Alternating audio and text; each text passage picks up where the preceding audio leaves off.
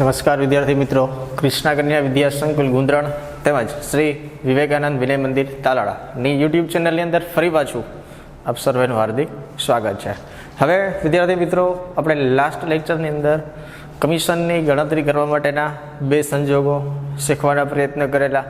હવે એ જ સંજોગથી આગળનું એક સંજોગ સેમ ટોપિકની અંદર કે કમિશનની ગણતરી કરવાની છે, તો આપણને રકમની અંદર ભાગીદારો, કોઈ ભાગીદારને મળતો નફા ભાગ આપેલો હોય, એટલે કે કોઈ એક ભાગીદારને મળેલો વહેંચણી પાત્ર નફો રકમમાં આપેલો હોય અને કમિશનની ગણતરી કરવાની હોય, અને વાક્ય રચનામાં બે વખત કમિશન શબ્દનો ઉપયોગ થયો હોય અને કમિશન પહેલાંનો નફો શોધવાનો હોય, તો આ ટોપિકને સમજવાના એક્ઝામ્પલ સ્વરૂપે પ્રયત્ન કરીએ. તો જો અહીંયા રકમની અંદર શું આપ્યું, તો કે એ, બી અને સી સરખા ભાગે એટલે તમામને સરખો નફો મળશે.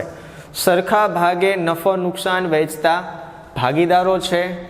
સીના ભાગે 50,000 નફો મળે. તો આજે 50,000 નફો મળે એ ક્યાંથી મળ્યો હોય, તો કે પેઢીનો જે વહેંચણી પાત્ર નફો હોય એ નફામાંથી એમને 50,000 મળેલા હોય.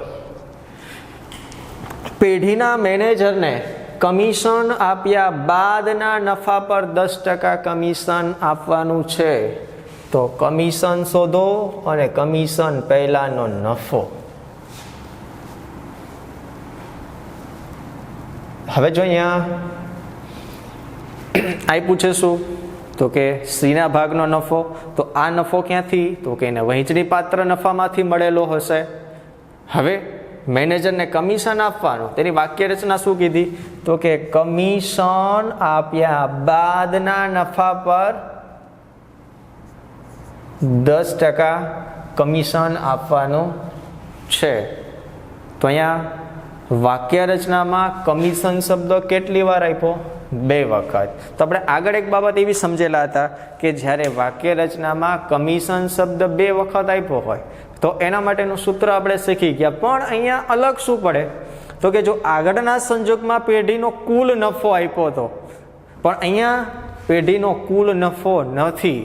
કયો નફો છે, તો કે વહેંચણી પાત્ર નફામાંથી ભાગ છે. તો આપણે સૂત્રનો ઉપયોગ કરી શકવાના છીએ નહીં. હવે તો એના માટે શું કરવું પડે, તો કે કમિશન શોધવું છે, તો એના માટે પહેલા વહેંચણી પાત્ર નફો શોધવો પડશે. અને એક બાબત હંમેશાને માટે યાદ રાખવાની કે કોઈ પણ ભાગીદારનો નફા ભાગ આપ્યો હોય અને વાક્ય રચનામાં કમિશન શબ્દ 2 વખત આપ્યું હોય, તો ત્યારે એ જે કમિશન 2 હોય ને એમાંથી એક કમિશન ધ્યાને નહીં લેવાનું, આપણે એક કમિશન દૂર કરી દેવાનું. એટલે એનું સૂત્ર કયું આવશે, સાદું સૂત્ર. આપણે આગળ સૂત્ર શીખી ગયા હતા ને કે કમિશન બરાબર નફો ગુણ્યા કમિશનનો દર છેદમાં 100 પ્લસ કમિશનનો દર. તો અહીંયા એ સૂત્રનો ઉપયોગ થશે નહીં. તો ત્યારે સૂત્ર કયું આવશે, કમિશન બરાબર અહીં નફો પણ કયો, વહેંચણી પાત્ર નફો ગુણ્યા કમિશનનો દર છેદમાં 100. આ મુજબનું સૂત્ર મૂકવાનું. બરાબર. તો હવે આ કમિશન જ્યારે 2 વખત આવ્યું છે તેમાંથી એક કમિશનને ભૂલી જવાનું, એટલે કે દૂર કરવાનું, અને કમિશન ગણવા માટે સૂત્ર કયું વાપરવાનું, આ સૂત્ર, એટલે કે કયું, કમિશન બરાબર વહેંચણી પાત્ર નફો ગુણ્યા કમિશનનો દર છેદમાં 100.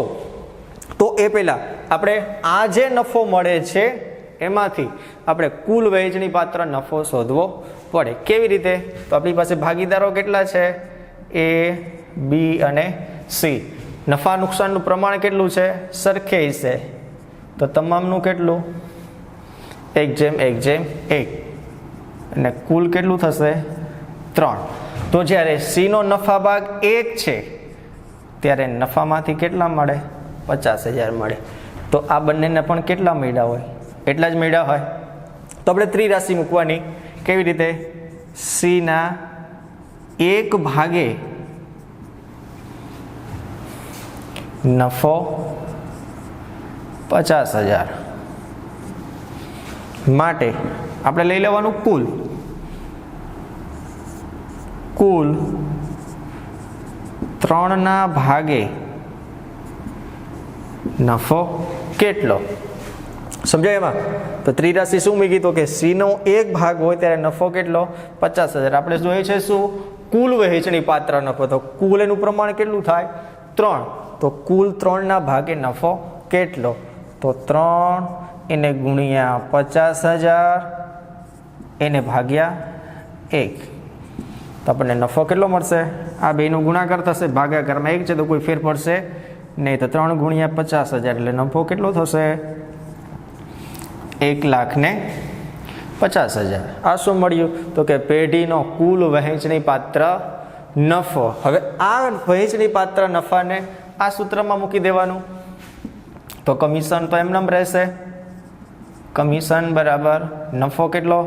આ લેવાનો 1,50,000 એને ગુણ્યા કમિશનનો દર કેટલો છે? 10 અને છેદમાં 100. તો અહીંયા કમિશન કેટલું આવશે? 15,000. હવે જો અહીંયા ફરી પાછી એક સ્પષ્ટતા કે આ સૂત્ર ક્યારે મૂકવાનું? કે જ્યારે દાખલાની રકમમાં ભાગીદારનો નફા ભાગ આપ્યો હોય અને કમિશન શોધવાનું હોય તો ત્યારે કમિશન કેના પર ગણવાનું? વહેંચણી પાત્ર નફા ઉપર. અને વહેંચણી પાત્ર નફો શોધવાનો આ મુજબ જો આપ્યું હોય તો, અથવા તો કોઈ સંજોગ આપ્યું તો એ મુજબ ગણવાનું. તો કહેવાનો મતલબ અહીંયા શું છે કે નફા ભાગ આપ્યો છે ભાગીદારનો અને કમિશન 2 વખત છે તો એક કમિશન ભૂલી જાઓ અને આ સૂત્ર મૂકો. અને એ સૂત્રમાં નફો કયો? વહેંચણી પાત્ર નફો મૂકતા આપણને કમિશન કેટલું મળે છે? 15,000. તો આપણે અહીંયા જો પહેલી ગણતરી પૂરી, કમિશન મળી ગયું. હવે શોધવાનું શું? કમિશન પહેલાનો નફો. તો આપણે બીજી ગણતરી કરવાની. કમિશન પહેલાનો નફો. તો હવે કમિશન પહેલાનો નફો કેવી રીતે મળશે? તો આપણે એનું સૂત્ર તો વહેંચણી પાત્ર નફો વત્તા શું કરવાનું? કમિશન. આવું સૂત્ર શું કામે બન્યું? તો કે કમિશન પહેલાનો નફો જે છે એ શોધવો છે. તો આ વહેંચણી પાત્ર નફો જે છે એ અને કમિશન કેમાંથી જુદા પડ્યા હોય? આમાંથી. એટલે કે કુલ જે નફો આપ્યો હોય એમાંથી આપણે કમિશન અલગ કરીએ તો શું મળતું હતું? વહેંચણી પાત્ર નફો. હવે આપણી પાસે છે શું? વહેંચણી પાત્ર નફો અને કમિશન બંને છે. તો આ બંનેનો જ્યારે સરવાળો કરીએ ને એટલે શું મળી જાય? કમિશન પહેલાનો નફો. તો કહેવાનો મતલબ શું? તો કે આ કમિશન જે છે આમાંથી અલગ પડ્યું હોય, આ પણ જે છે આમાંથી અલગ પડ્યું હોય. તો હવે આ બંનેનો સરવાળો થાય શું મળી જાય? આ મળી જશે. તો વહેંચણી પાત્ર નફો કેટલો આપ્યો? 1,50,000 વત્તા કમિશન કેટલું આવ્યું હતું? 15,000. આ બેનો સરવાળો કરો તો કેટલો મળશે? 1,65,000. સેમ રકમ આપણે આગળનો દાખલામાં કંઈક જોયેલી છે. પહેલા જ દાખલામાં 1,65,000 નફો આપ્યો હતો, એમાંથી કમિશન આવ્યું હતું અને આ બાદ કરતાં આપણને શું મળ્યું હતું? આ. અહીંયા શું થઈ ગયું? ઊંધું છે. આ બંને આપ્યા છે, આ મેળવવાનું હતું તો ફરી પાછું શું કર્યું? ઊંધું કર્યું. તો અહીંયા પહેલી ગણતરી તો કે આ કમિશનની અને બીજી ગણતરી કમિશન પહેલાનો નફો. ટોપિક આપણો અહીંયા પૂર્ણ. તો જો અહીંયા આપણો કમિશન ગણવા માટેનો ત્રીજો ટોપિક હતો કયો? તો કે દાખલાની રકમમાં ભાગીદારનો નફા ભાગ આપ્યો હોય અને કમિશન પહેલાનો નફો શોધવાનો હોય. તો આ જ ટોપિકને આપણે ફરી પાછા સમજવાના પ્રયત્ન કરીએ તો જો આવા મુદ્દાઓ જે છે 3 ગુણની અંદર પૂછાય, પણ અહીંયા રકમમાં છે સામાન્ય, પણ આમાં થોડુંક મગજ દોડતું હોવું જોઈએ. ગણતરીઓ સાવ નાની છે પણ ક્યારે શું કરવું એનો આઈડિયા આવવો જોઈએ. તો ફરી પાછું સેમ એક્ઝામ્પલ અહીંયા શું કીધું છે? XY સરખા ભાગે નફો નુકસાન વહેંચતા ભાગીદારો છે. વાયના ભાગે નફો ₹20,000 મળે. તો આ શું આપ્યું? તો કે વાય ભાગીદાર છે એનો નફા ભાગ કેટલો આપ્યો? 20,000. તો સંજોગ આ જ થયું કે ભાગીદારના નફા ભાગ આપ્યો છે. પેઢીનો જે મેનેજર છે એનું શું કરવાનું? કમિશન આપ્યા બાદ નફા પર 10% કમિશન આપવાનું છે. તો કમિશન અને કમિશન પહેલાનો નફો શોધો. તો હવે અહીંયા વાક્ય રચનાની અંદર કમિશન કેટલી વખત આપ્યું છે? જો મેનેજરને કમિશન આપ્યા બાદના નફા પર 10% કમિશન આપવાનું. તો એક કમિશન ભૂલી જવાનું. શું કામે? તો કે અહીંયા આપણી પાસે રકમમાં શું આપ્યું તો કે ભાગીદારનો નફા ભાગ આપ્યો. ત્યારે જો 2 વખત કમિશન શબ્દ હોય તો પણ આપણે વિચારવાનું એક જ વખત કમિશન, અથવા તો આપણે આ જે સૂત્ર શીખી ગયા આ સૂત્રને યાદ રાખવાનું કમિશન ગણવા માટે. તો હવે જો અહીંયા કમિશન ગણવું છે તો એ કમિશન ગણવા માટે આપણી પાસે શું હોવું જોઈએ? નફો. પણ એ નફો કયો મળશે આપણને? વહેંચણી પાત્ર નફો. કેવી રીતે મળશે? તો આપણે એને ગણતરી કરીએ. એક્સ અને વાય કયા ભાગે નફો નુકસાન વેચે? અહીંયા પણ સરખે ભાગે છે તો આપણે એના પ્રમાણ બદલી નાખીએ. સરખે ભાગેની જગ્યાએ કેટલું કરશું? 3/2 ના ભાગે નફો નુકસાન વેચે તો થોડું અલગ પડશે. તો અહીંયા એક્સનું પ્રમાણ કેટલું થશે? 3. વાયનું પ્રમાણ કેટલું થશે? 2. અને છેલ્લે કુલ આ બેનો સરવાળો કેટલો થાય? 5. હવે જો અહીંયા વાયનું પ્રમાણ કેટલું? 2. ત્યારે એને નફો કેટલો મળે છે? 20,000. તો હવે આપણે જોઈએ છે શું? કુલ નફો જોઈએ છે. તો આપણે એની ત્રિરાશિ મૂકીએ. આપણે આગળ મૂકી તેમ વાયના 2 પ્રમાણે નફો રૂપિયા, એટલે કે નફો કેટલો મળે છે ને? 20,000. માટે કુલ 5 ના પ્રમાણે નફો કેટલો? આનું સાદું રૂપ આપીશું. આની સાથે ગુણાકાર 5 ગુણ્યા 20. આ ભાગાકારમાં આવશે કેટલા? 2. આનું સાદું રૂપ આપીશું એટલે કેટલા થશે? આ બેનો ગુણાકાર 5 ગુણ્યા 20 એટલે 20 × 100 એને ભાગ્યા 2 એટલે કેટલા આવશે? 50,000 આવશે. તો આ શું મળી ગયું આપણને? વહેંચણી પાત્ર નફો મળી ગયો. હવે જો અહીંયા ભાગીદારનો નફા ભાગ આપ્યો હોય તેમાંથી પહેલાં શું કરવાનું? તો કે કુલ નફો શોધવાનો. કેવી રીતે? આ મુજબ ત્રિરાશિ મૂકવાની, એટલે કે 2 ના પ્રમાણે 20,000 છે તો 5 ના પ્રમાણે કેટલું? સમજે? તો આ મુજબનું સાદું રૂપ આપતા આપણને આ શું મળ્યું? 50,000. તો કે વહેંચણી પાત્ર નફો. તો યાદ શું રાખવાનું? કે ભાગીદારના ભાગનો નફો આપ્યો હોય તો ત્યારે પહેલાં શું કરવાનું? તો કે પેઢીનો કુલ વહેંચણી પાત્ર નફો શોધવાનો. અને એ કુલ નફો શોધવા માટે આ મુજબનું સમીકરણ મૂકવાનું. અને મૂક્યા પછી જે મળે શું? તે આપણો વહેંચણી પાત્ર નફો. અને આના આધારે આપણને શું મળશે? હવે કમિશન. તો આપણે અહીંયા બીજી ગણતરી છે નહીં, કમિશનની. હવે તો કમિશન ગણવા માટેનું સૂત્ર કયું મૂકવાનું? બીજું સૂત્ર આપણું કયું? તો કે નફો ગુણ્યા કમિશનનો દર છેદમાં 100. તો અહીં નફો કયો લેવાનો? આપણને જે મેળવ્યો હોય તે વહેંચણી પાત્ર નફો 50,000 ગુણ્યા કમિશનનો દર 10% અને છેદમાં 100. આનું સાદું રૂપ આપતા કેટલું મળશે આપણને? 5,000. આ 5,000 શું મળશે આપણને? કમિશન. હવે તો આપણને અહીંયા કમિશન મળી ગયું. હવે શોધવાનું શું? કમિશન પહેલાનો નફો. તો હવે કમિશન પહેલાનો નફો કેવી રીતે મળશે? તેનું સૂત્ર શું? તો કે કમિશન પહેલાનો નફો બરાબર વહેંચણી પાત્ર નફો વત્તા શું કરવાનું? કમિશન. એટલે શું મળી જાય આપણને? કમિશન પહેલાનો નફો. તો વહેંચણી પાત્ર નફો આપણી પાસે કુલ કેટલો છે? 50,000. આપણે અહીંયા શોધ્યો હતો. ત્યાર પછી કમિશન કેટલું મળ્યું આપણને? 5,000. આ બંનેનો સરવાળો કરતા આપણને શું મળે? 55,000. શું મળે? કમિશન પહેલાનો નફો. આ બંનેની અંદર તમે જો તો કોઈ જાતનો રકમમાં તફાવત છે નહીં. ભલે સંખ્યાઓ બદલે છે પણ પદ્ધતિ બંનેમાં કેવી? સેમ. બરાબર. તો આ કમિશન ગણવા માટેનો ત્રીજો ટોપિક હતો. હવે આમાં જે શીખી ગયા છીએ આપણે એના માટેનું કમિશન માટેના હોમવર્ક અહીંયા લખું છું.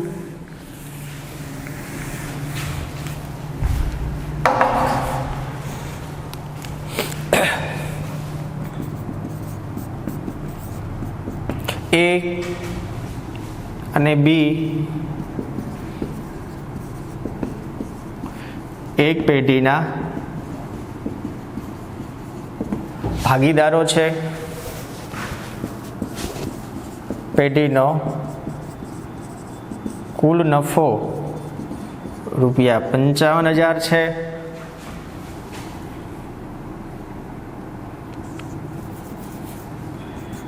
એને તેનું કમિશન બાદ કર્યા પછીના નફા પર 10% કમિશન આપવાનું હોય તો કમિશનની ગણતરી કરો અને એને મળતી કુલ રકમ શોધો. આ કયો ટોપિક છે? પહેલો, કમિશન ગણવા માટે. આપણે આગળના લેક્ચરમાં શીખેલા છીએ. ત્યાર પછી બીજું હોમવર્ક, એક્સ અને વાય 3:2 પ્રમાણે નફો નુકસાન વહેંચે છે. વાયના ભાગે નફામાંથી ₹40,000 મળે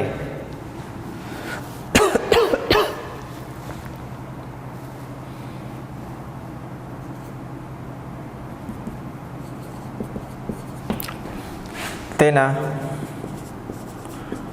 મેનેજરને કમિશન આપ્યા બાદ વધતા નફા પર 10% કમિશન આપવાનું હોય તો કમિશન અને કમિશન પહેલાંનો નફો શોધો.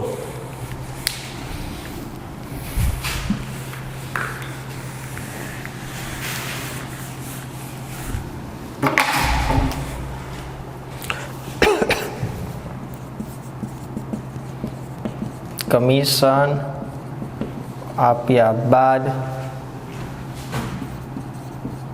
વધતા નફા પર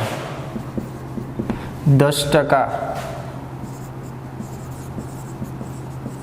કમિશનની ગણતરી કરતા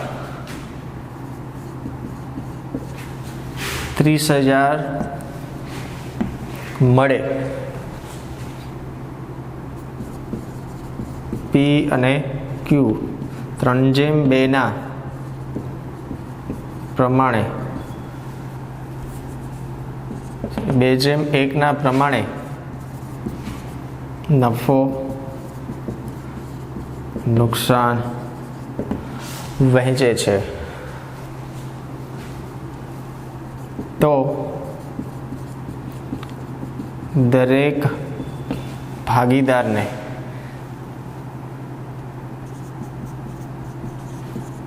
કેટલી રકમ મળશે તેને શોધો. જો અહીંયા આ પહેલો ટોપિક જે છે એ પહેલા મુજબનો, આ બીજું જે એક્ઝામ્પલ છે હોમવર્કનું એ આજે જે ટોપિક શીખા ત્રીજો એ મુજબનું છે, અને આ ત્રીજું જે હોમવર્ક જે છે એ આપણું કમિશન ગણવા માટેનું જે બીજું એક્ઝામ્પલ હતું જે આપણે આગળના લેક્ચરમાં શીખેલા એ મુજબનું છે. બરાબર? તો અને જે પ્રમાણે આપણે સ્કૂલે મોકલીએ છીએ એ મુજબ મોકલી આપશું. ફરી પાછા આપણા આગળના લેક્ચરની અંદર મળીશું. Thank you.